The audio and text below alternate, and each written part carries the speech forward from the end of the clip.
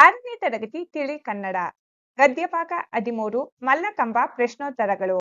ಮುಖ್ಯ ಪ್ರಶ್ನೆ 2 ಪ್ರಶ್ನೆಗಳು. ಮುಖ್ಯ ಪ್ರಶ್ನೆ: ಈ ಕೆಳಗಿನ ಪ್ರಶ್ನೆಗಳಿಗೆ ಒಂದು ವಾಕ್ಯದಲ್ಲಿ ಉತ್ತರಿಸಿರಿ. ಪ್ರಶ್ನೆ 1: ರಾಜ್ಯೋತ್ಸವದ ಮೆರವಣಿಗೆಯಲ್ಲಿ ಇಬ್ರಾಹಿಂ ಕಂಡ ಕಸರತ್ತು ಯಾವುದು?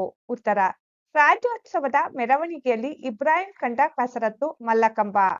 ಪ್ರಶ್ನೆ 2: ಮಲ್ಲಕಂಬದ ಮೇಲೆ ಹತ್ತಿದವರು ಏಕೆ ಜಾರುತ್ತಿದ್ದರು? ಉತ್ತರ: ಮಲ್ಲಕಂಬದ ಮೇಲೆ ಔಡಲೆಣ್ಣೆಯನ್ನು ತೆಳ್ಳಗೆ ಸವರಿದ್ದ ಕಾರಣದಿಂದ ಅದರ ಮೇಲೆ ಹತ್ತಿದವರು ಜಾರುತ್ತಿದ್ದರು. ಪ್ರಶ್ನೆ ಸಂಖ್ಯೆ 3: ಮಲ್ಲಕಂಬವನ್ನು ಕುಸ್ತಿ ಆಡುವವರು ಏಕೆ ಅಭ್ಯಾಸ ಮಾಡುತ್ತಾರೆ? ಉತ್ತರ: ಕುಸ್ತಿ ಆಡುವಾಗ ಬೇಕಾದ ಪಟುಗಳು ಸಿಗುವುದಕ್ಕಾಗಿ ಮಲ್ಲಕಂಬವನ್ನು ಕುಸ್ತಿ ಆಡುವವರು ಅಭ್ಯಾಸ ಮಾಡುತ್ತಾರೆ. ಪ್ರಶ್ನೆ 4: ಪುರಾಣ ಕಾಲದಲ್ಲಿ ಮಲ್ಲಕಂಬವನ್ನು ಯಾರು ಅಭ್ಯಾಸ ಮಾಡಿದರು? ಉತ್ತರ: ಪುರಾಣ ಕಾಲದಲ್ಲಿ ಮಲ್ಲಕಂಬವನ್ನು ಭೀಮ, ಜರಸಂಧ, ಹನುಮಂತ, ವಾಲಿ, ಸುಗ್ರೀವರು ಅಭ್ಯಾಸ ಮಾಡಿದರು. ಪ್ರಶ್ನೆ ಸಂಖ್ಯೆ 5: ಹೈದರಾಬಾದ್ ನಿಜಾಮನ ಆಸ್ಥಾನದಲ್ಲಿದ್ದ ಕುಸ್ತಿಪಟುಗಳು ಯಾರು? ಉತ್ತರ: ಹೈದರಾಬಾದ್ ನಿಜಾಮನ ಆಸ್ಥಾನದಲ್ಲಿನ ಕುಸ್ತಿಪಟುಗಳು ಅಲಿ ಮತ್ತು ಗುಲ್. ಪ್ರಶ್ನೆ 6: ಅಲಿ ಮತ್ತು ಗುಲ್ ಕುಸ್ತಿಪಟುಗಳು ಹಾಕಿದ ಸವಾಲನ್ನು ಯಾರು ಒಪ್ಪಿಕೊಂಡರು? ಉತ್ತರ: ಅಲಿ ಮತ್ತು ಗುಲ್ ಕುಸ್ತಿಪಟುಗಳು ಹಾಕಿದ ಸವಾಲನ್ನು 18 ವರ್ಷದ ಹುಡುಗ ಬಾಳಂಭಟ್ಟ ಒಪ್ಪಿಕೊಂಡನು. ಪ್ರಶ್ನೆ ಸಂಖ್ಯೆ 7: ಬಾಳಂಭಟ್ಟನು ಕುಸ್ತಿಪಟುಗಳನ್ನು ಕಲಿಯಲು ಎಲ್ಲಿಗೆ ಹೋದನು? ಉತ್ತರ: ಬಾಳಂಭಟ್ಟನು ಕುಸ್ತಿಪಟುಗಳನ್ನು ಕಲಿಯಲು ನಾಸಿಕ್ ಜಿಲ್ಲೆಯ ದಟ್ಟ ಅರಣ್ಯದಲ್ಲಿದ್ದ ಸಪ್ತಗಿರಿ ದೇವಿಯ ಗುಡಿಗೆ ಹೋದನು. ಪ್ರಶ್ನೆ 2: ಈ ಕೆಳಗಿನ ಪ್ರಶ್ನೆಗಳಿಗೆ 3-4 ವಾಕ್ಯಗಳಲ್ಲಿ ಉತ್ತರಿಸಿ. ಪ್ರಶ್ನೆ 1: ಇಬ್ರಾಹಿಂ ಮಲ್ಲಕಂಬದ ಕಸರತ್ತನ್ನು ನೋಡಿ ಯಾವ ರೀತಿ ಆಶ್ಚರ್ಯ ವ್ಯಕ್ತಪಡಿಸಿದನು? ಉತ್ತರ: ಇಬ್ರಾಹಿಂ ಮಲ್ಲಕಂಬದ ಕಸರತ್ತನ್ನು ನೋಡಿ ಏಕೋಪಯ್ಯ, ಅವ ಹೆಂಗ ಹತ್ಯಾನ ನೋಡು, ಅಬ್ಬಬ್ಬಾ, ಕಂಬದ ತುದಿ ಮುಟ್ತಾನಂತ ಪಸಕ್ಕನೆ ಜಾರಿಬಿಟ್ಟ, ಬಿದ್ದ ನೋಡು ಎಂದು ಆಶ್ಚರ್ಯ ವ್ಯಕ್ತಪಡಿಸಿದನು. ಪ್ರಶ್ನೆ ಸಂಖ್ಯೆ 2: ಅಲಿ ಮತ್ತು ಗುಲ್ ಕುಸ್ತಿಪಟುಗಳು ಪೇಶ್ವೆಗೆ ಏನೆಂದು ಸವಾಲು ಹಾಕಿದರು? ಉತ್ತರ: ಅಲಿ ಮತ್ತು ಗುಲ್ ಕುಸ್ತಿಪಟುಗಳು ಪೇಶ್ವೆಗೆ, ನಿಮ್ಮ ರಾಜ್ಯದ ಮಲ್ಲರು ನಮ್ಮನ್ನು ಕುಸ್ತಿಯಲ್ಲಿ ಸೋಲಿಸಬೇಕು, ಇಲ್ಲದೆ ಹೋದರೆ ನಮ್ಮನ್ನು ಕುಸ್ತಿಯಲ್ಲಿ ಸೋಲಿಸುವಂತಹ ಮಲ್ಲರು ಇಲ್ಲವೆಂದು ಪ್ರಶಸ್ತಿ ಪತ್ರ ನೀಡಬೇಕು ಎಂದು ಸವಾಲು ಹಾಕಿದರು. ಪ್ರಶ್ನೆ ಸಂಖ್ಯೆ 3: ಬಾಳಂಭಟ್ಟನು ಕುಸ್ತಿಪಟುಗಳನ್ನು ಹೇಗೆ ಕಲಿತನು? ಉತ್ತರ: ಬಾಳಂಭಟ್ಟನು ಸಪ್ತಗಿರಿ ದೇವಿಯ ಗುಡಿಯ ಮುಂದಿನ ದೀಪದ ಕಂಬದ ಮೇಲೆ ಕೂತಿ ಕಸರತ್ತು ಮಾಡುತ್ತಿದ್ದುದನ್ನು ನೋಡಿ ಅದೇ ರೀತಿ ಶಕ್ತಿ ನೀಡು ಎಂದು ದೇವಿಗೆ ಪ್ರಾರ್ಥಿಸಿದ. ದಿನವೂ ಮಂಗನಂತೆ ಆ ದೀಪದ ಕಂಬದ ಮೇಲೆ ಕಸರತ್ತು ಮಾಡುತ್ತಿದ್ದನು. ಅದರ ಜೊತೆಗೆ ಯೋಗವನ್ನು ಮಾಡಿದ. ಹೀಗೆ ಬಾಳಂಭಟ್ಟನು ಕುಸ್ತಿಪಟುಗಳನ್ನು ಕಲಿತನು. ಮುಖ್ಯ ಪ್ರಶ್ನೆ 3: ಈ ಕೆಳಗಿನ ಮಾತುಗಳನ್ನು ಯಾರು ಯಾರಿಗೆ ಹೇಳಿದರು ಬರೆಯಿರಿ. 1: ಕಂಬದ ತುದಿ ಮುಟ್ತಾನಂದ್ರ ಪಸಕನೆ ಜಾರಿಬಿಟ್ಟ. ಯಾರು ಹೇಳಿದರು? ಈ ಮೇಲಿನ ಮಾತನ್ನು ಇಬ್ರಾಹಿಂ ಹೇಳಿದನು. ಯಾರಿಗೆ ಹೇಳಿದರು? ಪೀಟರ್ಗೆ ಹೇಳಿದ ಮಾತಾಗಿದೆ. ಅಥವಾ ಈ ರೀತಿಯೂ ಸಹ ಬರೆಯಬಹುದು: ಈ ಮೇಲಿನ ಮಾತನ್ನು ಇಬ್ರಾಹಿಂ ಪೀಟರ್ಗೆ ಹೇಳಿದನು. 2: ಔಡಲೆಣ್ಣಿ ತೆಳ್ಳಗ ಸವರ್ಯಾರ, ಕೈಯಿಟ್ಟರೆ ಜಾರತೈತಿ. ಯಾರು ಹೇಳಿದರು? ಈ ಮೇಲಿನ ಮಾತನ್ನು ಪೀಟರ್ ಹೇಳಿದನು. ಯಾರಿಗೆ ಹೇಳಿದರು? ಇಬ್ರಾಹಿಂಗೆ ಹೇಳಿದ ಮಾತಾಗಿದೆ. ಅಥವಾ ಈ ಮೇಲಿನ ಮಾತನ್ನು ಪೀಟರನು ಇಬ್ರಾಹಿಂಗೆ ಹೇಳಿದನು. 3: ನಿಮ್ಮ ರಾಜ್ಯದ ಮಲ್ಲರು ನಮ್ಮನ್ನು ಕುಸ್ತಿಯಲ್ಲಿ ಸೋಲಿಸಬೇಕು. ಯಾರು ಹೇಳಿದರು? ಈ ಮೇಲಿನ ಮಾತನ್ನು ಅಲಿ ಮತ್ತು ಗುಲ್ ಎಂಬ ಕುಸ್ತಿಪಟುಗಳು ಹೇಳಿದರು. ಯಾರಿಗೆ ಹೇಳಿದರು? ಪುಣೆಯ ಬಾಳಾಜಿ ಪೇಶ್ವೆಗೆ ಹೇಳಿದರು. ಅಥವಾ ಈ ಮೇಲಿನ ಮಾತನ್ನು ಅಲಿ ಮತ್ತು ಗುಲ್ ಎಂಬ ಕುಸ್ತಿಪಟುಗಳು ಪುಣೆಯ ಬಾಳಾಜಿ ಪೇಶ್ವೆಗೆ ಹೇಳಿದರು. ಮುಖ್ಯ ಪ್ರಶ್ನೆ 4: ಬಿಟ್ಟ ಸ್ಥಳಗಳನ್ನು ನೀಡಿರುವ 4 ಆಯ್ಕೆಯ ಉತ್ತರಗಳಿಂದ ಸರಿಯಾದುದನ್ನು ಆರಿಸಿ ಬರೆಯಿರಿ. ಆರಿಸಿ ಬರೆಯಲಾಗಿದೆ, ಗಮನಿಸಿ ಮಕ್ಕಳೇ. 1: ಮಲ್ಲಕಂಬಕ್ಕೆ ಡ್ಯಾಶ್ ಎಣ್ಣೆ ಸವರಿರುತ್ತಾರೆ. ಆಯ್ಕೆಗಳು: ಎಳ್ಳಿನ, ಔಡಲ, ಶೇಂಗಾ, ಬೇವಿನ. ಸರಿಯಾದ ಆಯ್ಕೆ ಆ, ಔಡಲ.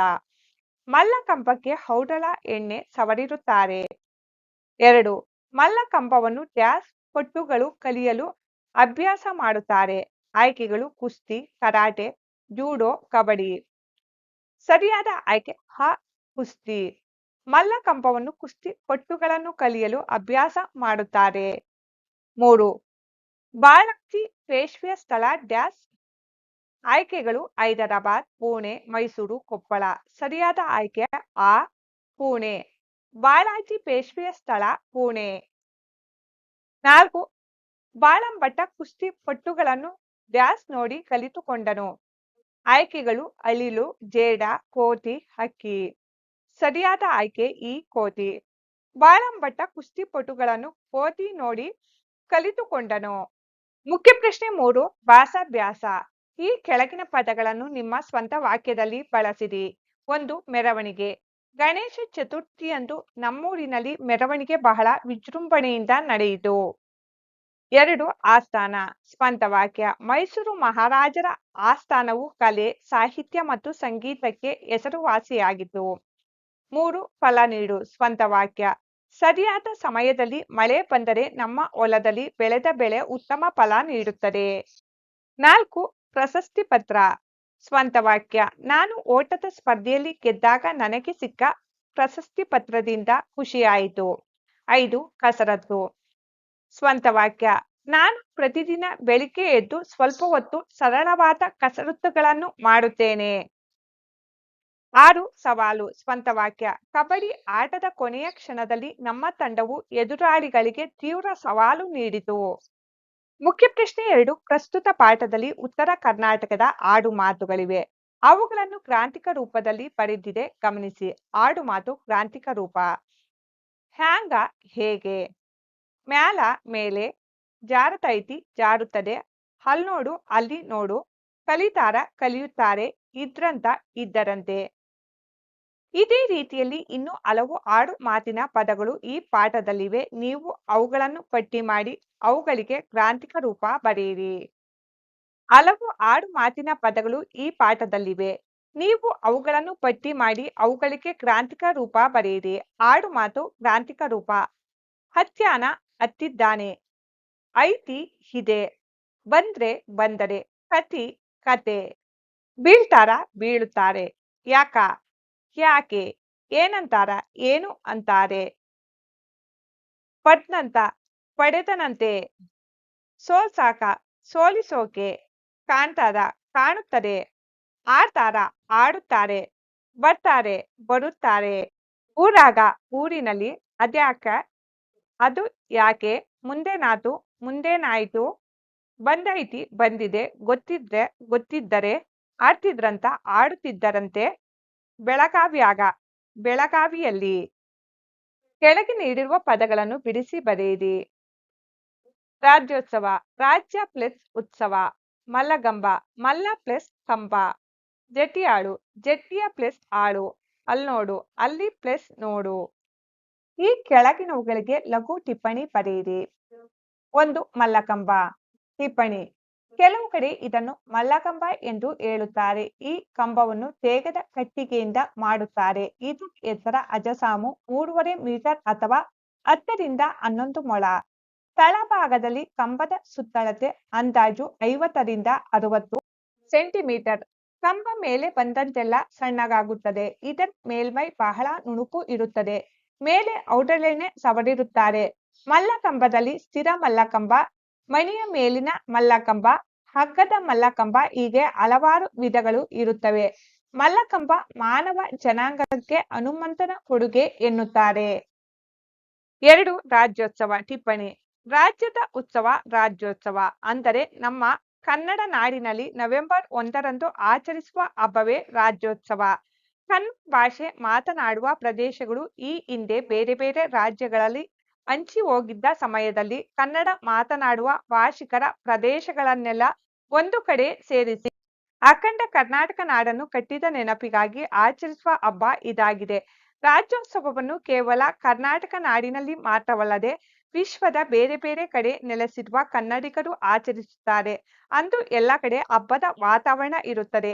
ನಾಡು, ನುಡಿ, ಗಡಿ ಭಾಷೆಗೆ ಶ್ರಮಿಸಿದ ಕನ್ನಡಿಗರನ್ನು ಗೌರವಿಸಲಾಗುತ್ತದೆ. 3 ದಸರಾ ಉತ್ಸವ. ಟಿಪ್ಪಣಿ. ದಸರಾವು ಭಾರತಾದ್ಯಂತ ಬಹಳ ವಿಜೃಂಭಣೆಯಿಂದ ಆಚರಿಸಲ್ಪಡುವ ಒಂದು ಪ್ರಮುಖ ಹಬ್ಬ. ಇದು 9 ದಿನಗಳ ಕಾಲ ನಡೆಯುವ ನವರಾತ್ರಿಯ ನಂತರ ಬರುವ 10ನೇ ದಿನ. ಈ ಹಬ್ಬವು ಕೆಟ್ಟದರ ಮೇಲೆ ಒಳ್ಳೆಯದು ಸಾಧಿಸಿದ ವಿಜಯದ ಸಂಕೇತವಾಗಿದೆ. ದಕ್ಷಿಣ ಭಾರತದಲ್ಲಿ ವಿಶೇಷವಾಗಿ ಕರ್ನಾಟಕದಲ್ಲಿ ದಸರಾವನ್ನು ನಾಡಹಬ್ಬ ಎಂದು ಆಚರಿಸಲಾಗುತ್ತದೆ. ಮೈಸೂರು ದಸರಾವು ಜಗತ್ಪ್ರಸಿದ್ಧವಾಗಿದೆ. ಈ ದಿನದಂದು ವಿವಿಧ ಸ್ತಬ್ಧ ಚಿತ್ರಗಳು, ಜಾನಪದ ಕಲೆಗಳು ಮೆರವಣಿಗೆ ಹೊರಡುತ್ತವೆ. ಅದರಲ್ಲೂ ಚಿನ್ನದ ಅಂಬಾರಿ ಹೊತ್ತ ಗಜ ಪಡೆಗಳ ನಡಿಗೆ ಕಣ್ಣಿಗೆ ಹಬ್ಬವನ್ನು ಉಂಟು ಮಾಡುತ್ತದೆ. ಈ ದಸರಾ ಉತ್ಸವದಲ್ಲಿ ಮನೆ ಮನೆಗಳಲ್ಲಿ ಗೊಂಬೆಗಳನ್ನು ಕೂರಿಸುವ ಸಂಪ್ರದಾಯವಿದೆ. ಮಕ್ಕಳೇ, ಮಲ್ಲಕಂಬ ಪಾಠದಲ್ಲಿ ಬರುವ ಕೆಲವು ಪದಗಳ ಅರ್ಥಗಳನ್ನು ಗಮನಿಸೋಣ. ಪದಗಳ ಅರ್ಥ: ಅಚ್ಚರಿ, ಆಶ್ಚರ್ಯ, ಬೆರಗು, ಆಸ್ಥಾನ, ರಾಜಸಭೆ ಅಥವಾ ದರ್ಬಾರ್. ಚಂದ ಐತಿ, ಬಹಳಷ್ಟು ಚಂದವಿದೆ. ಪ್ರಾರ್ಥಿಸು, ಬೇಡು, ದೇಖೋ, ನೋಡು, ಹಾಂಗ, ಹಾಗಾಯ್ತೇನು. ಕಸರತ್ತು, ವ್ಯಾಯಾಮ, ಶಕ್ತಿ, ಚಮತ್ಕಾರಗಳ ಪ್ರದರ್ಶನ. ಅಬ್ಬಬ್ಬ, ಅಚ್ಚರಿ ಪದ. ಔಡಲೆಣ್ಣೆ, ಹರಳೆಣ್ಣೆ, ಜಟ್ಟಿ, ಕುಸ್ತಿಪಟು. ಪಟ್ಟು, ಕುಸ್ತಿಯಲ್ಲಿ ಉಪಯೋಗಿಸುವ ತಂತ್ರ. ವಯ್ಯ, ಅಣ್ಣ, ಹೆಡ್ಮಾಸ್ತರ, ಮುಖ್ಯೋಪಾಧ್ಯಾಯ. ಟಿಪ್ಪಣಿಗಳು: ಮಲ್ಲಕಂಬ. ಟಿಪ್ಪಣಿ: ಕೆಲವು ಕಡೆ ಇದನ್ನು ಮಲ್ಲಕಂಬ ಎಂದು ಹೇಳುತ್ತಾರೆ. ಈ ಕಂಬವನ್ನು ತೇಗದ ಕಟ್ಟಿಗೆಯಿಂದ ಮಾಡುತ್ತಾರೆ. ಇದರ ಎತ್ತರ ಅಜಸಾಮು 3.5 ಮೀಟರ್ ಅಥವಾ 10 ರಿಂದ 11 ಮೊಳ. ತಳಭಾಗದಲ್ಲಿ ಕಂಬದ ಸುತ್ತಳತೆ ಅಂದಾಜು 50 ರಿಂದ 60 ಸೆಂಟಿಮೀಟರ್. ಕಂಬ ಮೇಲೆ ಬಂದಂತೆಲ್ಲ ಸಣ್ಣಗಾಗುತ್ತದೆ. ಇದರ ಮೇಲ್ಮೈ ಬಹಳ ನುಣುಪು ಇರುತ್ತದೆ. ಮೇಲೆ ಔಡಲೆಣ್ಣೆ ಸವರಿರುತ್ತಾರೆ. ಮಲ್ಲಕಂಬದಲ್ಲಿ ಸ್ಥಿರ ಮಲ್ಲಕಂಬ, ಮಣಿಯ ಮೇಲಿನ ಮಲ್ಲಕಂಬ, ಹಗ್ಗದ ಮಲ್ಲಕಂಬ ಹೀಗೆ ಹಲವಾರು ವಿಧಗಳು ಇರುತ್ತವೆ. ಮಲ್ಲಕಂಬ ಮಾನವ ಜನಾಂಗಕ್ಕೆ ಹನುಮಂತ ಕೊಡುಗೆ ಎನ್ನುತ್ತಾರೆ. ಭೀಮ. ಟಿಪ್ಪಣಿ: ಮಹಾಭಾರತದಲ್ಲಿ ಬರುವ ಪಾಂಡುರಾಜನ ಮಗ, ಧರ್ಮರಾಜನ ತಮ್ಮ. ಜರಸಂಧ. ಟಿಪ್ಪಣಿ: ಮಗಧ ರಾಜ್ಯದ ರಾಜ, ಮಹಾಭಾರತ ಕಾಲದಲ್ಲಿದ್ದ ಶಕ್ತಿಮಾನ ವ್ಯಕ್ತಿ. ಹನುಮಂತ. ಟಿಪ್ಪಣಿ: ಶಕ್ತಿ ಪುರುಷ, ರಾಮನ ಭಕ್ತ, ವಾಯುಪುತ್ರ. ವಾಲಿ, ಸುಗ್ರೀವ. ಟಿಪ್ಪಣಿ: ರಾಮಾಯಣ ಕಾಲದಲ್ಲಿ ಕಿಷ್ಕಿಂಧೆ ರಾಜ್ಯದಲ್ಲಿದ್ದ ಅಣ್ಣ ತಮ್ಮಂದಿರು. ಇವರು ಬಹಳ ಶೂರರು.